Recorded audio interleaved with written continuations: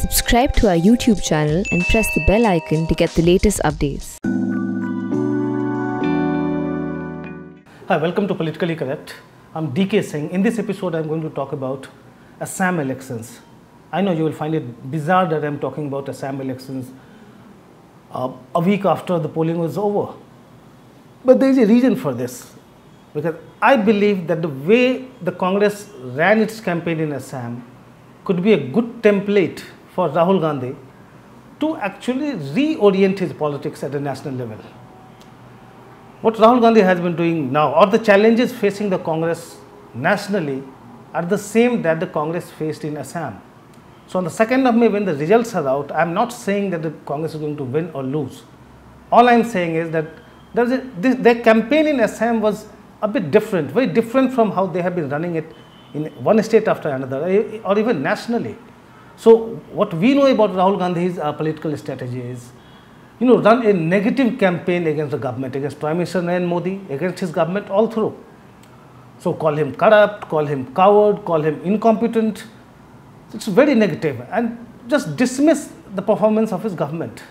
But somehow we have seen one election after another, these allegations by Rahul Gandhi don't stick.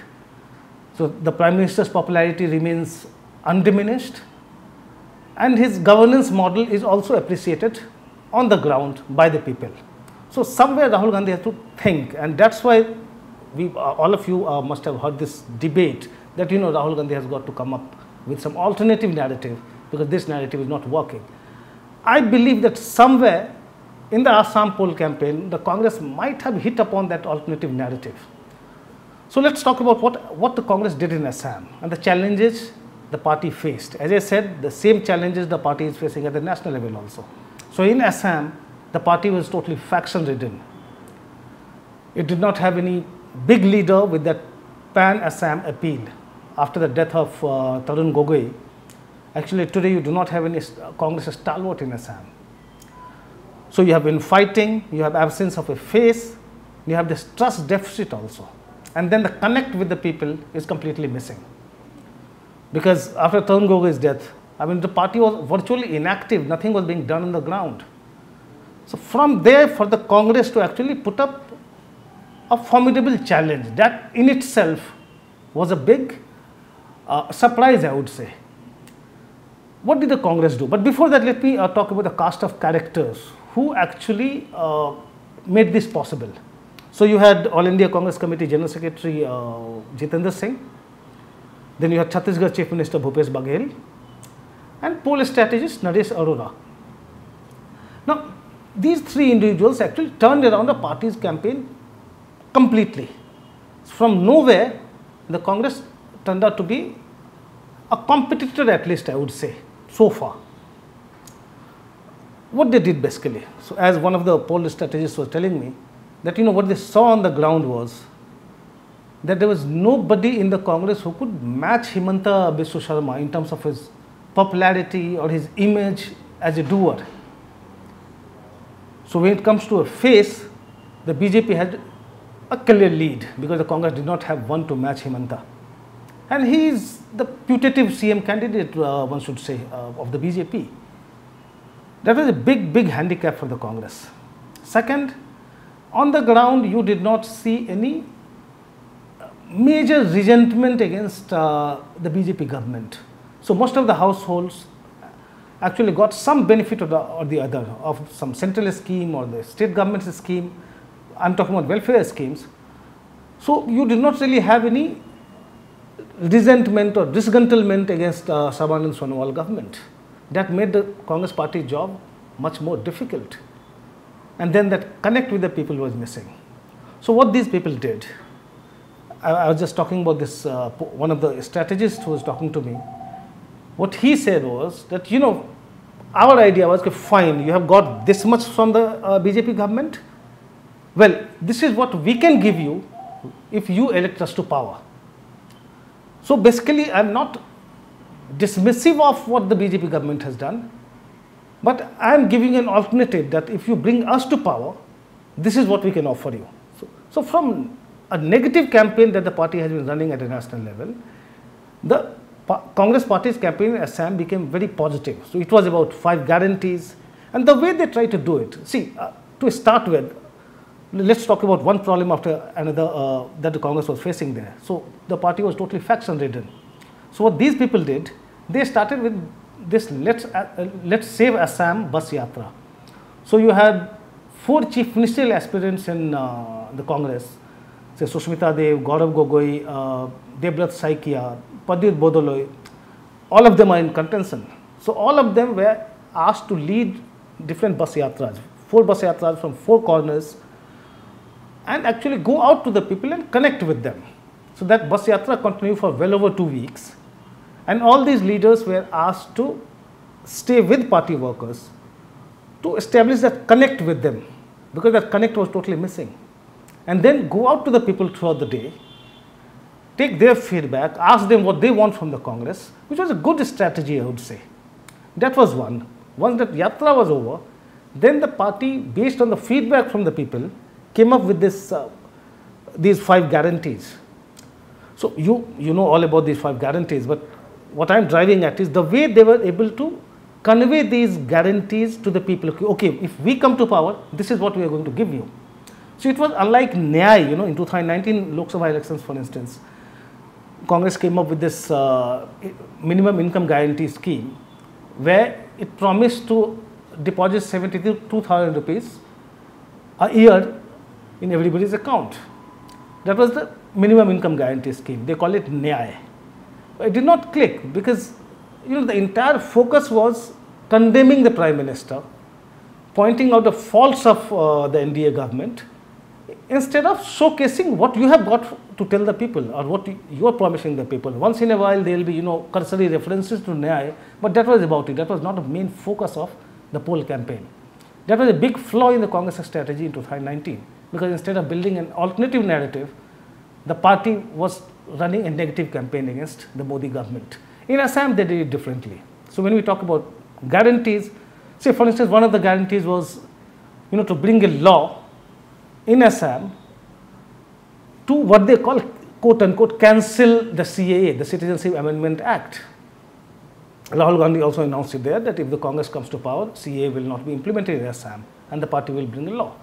But how did they go about it? Of course, there was some sort of resentment against the CAA on the ground, though it was not very palpable, but the undercurrents were very, very much there, as we also witnessed when we went to Assam. So what the Congress did, Congress workers and leaders started going door to door, and they asked the people that if you are against CAA, okay, write your message on a gamosha and give it to us, and we will hang this gamosha at an anti-CAA memorial that we will build after we come to power.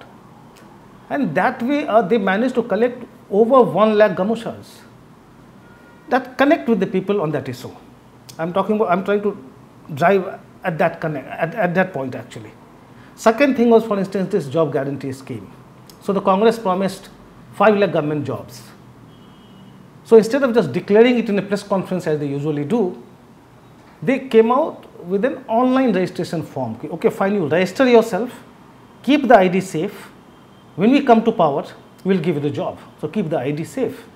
That's how you connect with the people. As for workers, as I said, even the leaders, when they were traveling, they were staying with workers. Even Jitendra Singh, for instance, the AICC General Secretary, usually what you have seen in elections is that these central leaders, they are like paratroopers. They visit the state, stay in 5-star hotel, hold a couple of meetings, come back, just fly back, then again fly down for a couple of days, come back. Jitendra Singh camped there for 4 months. Actually, he rented a 2-bedroom apartment. It was pretty impressive for a Congress leader to do, because BJP leaders have been doing it actually. So you go anywhere during election campaign, you find these BJP leaders actually staying in rented houses, not in hotels. So Kailash Vijayvargiya, for instance, in West Bengal, he has been staying in a rented house. He doesn't stay in hotels, and that's true for all the big BJP leaders who are given charge of states. Congress leader, we are talking about Jitendra Singh, he started doing the same. So somewhere that connect was there, because you are constantly in touch with local workers, leaders, trying to iron out the differences. So this way, this poll campaign was a bit different. So as one of the strategists of the Congress was telling me, you know, our idea was to actually to look grounded, to be with the workers, to be with the people. And instead of condemning the BJP government, we said, fine, this is what we will give you when if you elect us. It's not like I'm not saying that your government has done nothing. All I'm saying is, this is what I have to offer to you. And somehow they managed to create a buzz. As for the infighting in the Congress after the bus yatra, in fact, for 2 months, I was actually looking at local papers. There was no news about the Congress infighting. The way they managed this entire show, even in the distribution of party tickets, what you have been seeing in the Congress is, you know, all these big leaders, for instance, they get a quota. Okay, so you have this Madhya Pradesh election, so Digvijay Singh gets 30, Kamal Nath gets 20. You know, then Jyotiraj Scindia, who is in the Congress, then he gets 20. That way the candidates are distributed. But this time they did it very differently. So in the screening committee, they did 3 surveys, and mostly the decisions were taken on the basis of what they found in their survey report. That was interesting. Earlier also they used to do surveys, but then it was the quota system that actually prevailed. It was very different this time. Coming back to where we started, how it works for Rahul Gandhi. We have spoken about Rahul Gandhi's negative campaign against Modi, and election after election, it's not working. And the country has been witnessing a debate actually for long, that, you know, somehow the opposition needs an alternative narrative. That alternative narrative is missing in the Congress campaign nationally. Rahul Gandhi is missing that. Probably the Congress template in Congress gives a clue as to what the party can do at the national level to first at least be seen as a challenger, not as somebody who's pursuing that hit and run strategy. You actually, you know, criticize the PM on something, run away, after 10 days you come and again blast him for no reason. That does not work. At least people are not getting convinced by that kind of a strategy, because Congress is not able to showcase what it offers to the people nationally. And that's why I talked about the Assam template of poll campaign, but that Assam template was limited to the campaign strategy. What I'm driving at here is that probably that's a template that should be there for Rahul Gandhi as his core political strategy, to be positive, to be seen as somebody with an alternative vision, alternative plan, and then only probably people will start taking him seriously. I don't know, on the 2nd of May, whatever be the results, see, Congress was confronted with a huge challenge, with popular leaders on the other side in the BJP camp, with the governance actually clicking on the ground. So Congress did not really have much to do there, and that's why the Congress was being written off there. So on the 2nd of May, I mean, it would be foolhardy for me to even try to predict that the party is going to win. I don't know. I mean, I'm not getting into prediction business. But whatever be the results, I think the Congress party's campaign in Assam is the template Rahul Gandhi needs to reorient his politics. That's all from me in this episode. Thanks for watching.